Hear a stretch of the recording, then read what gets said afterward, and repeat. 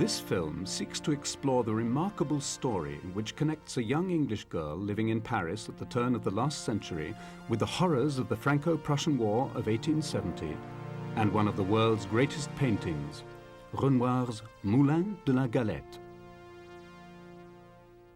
This is an inspiring work, full of the joys of life, depicting a Sunday afternoon dance in the Montmartre district of Paris. The French Impressionist Renoir was only 35 years of age when he painted this picture. What inspired Renoir to paint this particular scene?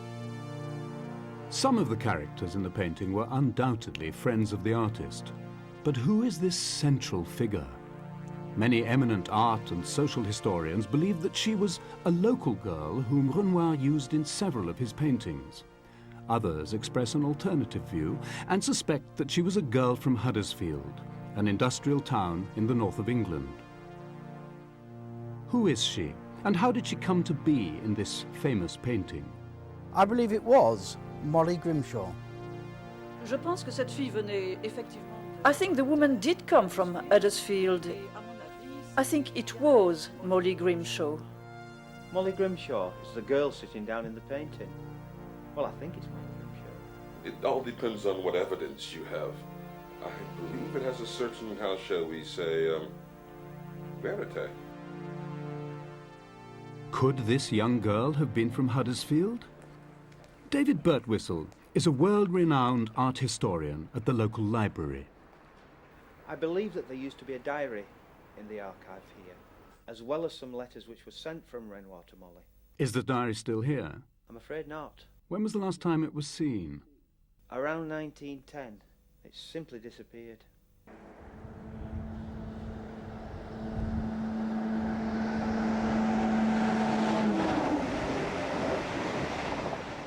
The respected art historian Peter Green-Maddock agreed to travel to Paris to investigate some of the facts. His first task was to find the gallery where Renoir's masterpiece is permanently exhibited, the Musée d'Orsay.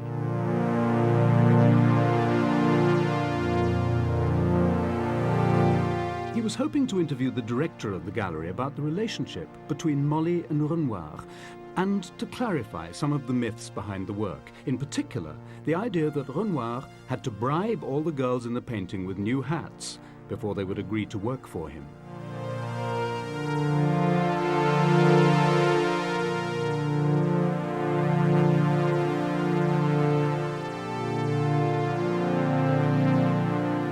But how did a girl living in Huddersfield come to be in the Moulin de la Galette?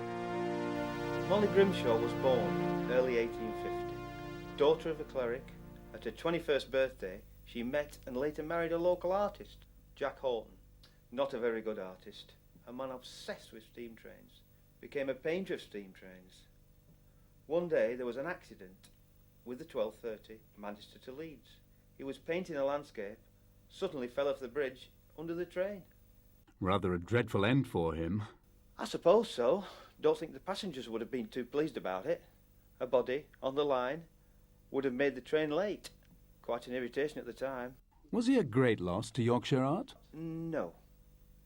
No. Non.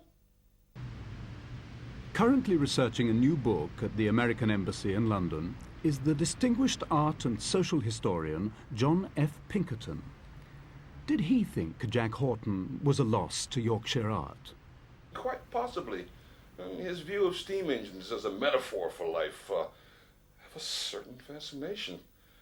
And the brushstrokes on that last painting are heavy with such Englishness. Was Jack Horton's death an accident? The inquest recorded accidental death, but Molly did leave the area shortly after that.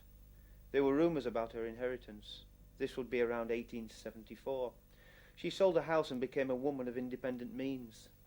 What was Huddersfield like in the 1870s for a single woman? There was the odd concert, poetry readings in each other's houses, a tedious, rather dull life. One day she took a cab to the station and went off to London. Do you think that during this journey she might have stayed in London for a while? Wouldn't have thought so. The streets, they were covered in horse shit, everywhere. Tons of the stuff. Traffic jams, horses nose to tail, all along the Strand. A bit like now, you can see why she wanted to get away. My, oh my, was London full of shit. You could hardly cross it. You could hardly cross the roads. It would have taken her about an hour and a half to get from Euston to Victoria Station. In fact, the horse-drawn carriage, the taxi cab she was using, actually ran over and killed a man who had been sketching Admiral the Arch. Her liaison with the artist appears to have been a bit unfortunate.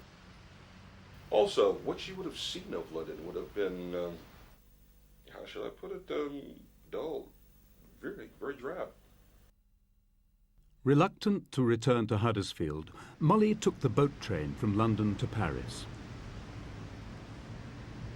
The French writer and historian Bernadette Beauvoir. Obviously, Paris had more to offer a young woman of 24. The hills, Charlotte Bronte, tiresome. Londres. Alors que Paris had Flaubert, Zola, Monet, Renoir, les hommes, le sexe, les chocolate, les boutiques, shopping, les chapeaux, hats. What was Paris like for a young woman in the 1870s? Alors pourquoi elle est venue à Paris? The reason she came to Paris, she had a friend who lived there. This friend, Nancy Clayton, had married a French army officer. During the Franco-Prussian War, she became a nurse in his regiment. Unfortunately, they were caught up in the siege of Metz. Food supplies ran so low that many people began to eat their own pet tortoises. The tourte de l'orange avec champagne did become a popular dish at that time. In fact, for many, it was the only dish. Oui, la tortue à l'orange. La tortue à l'orange. You still see it on some of the menus around Metz.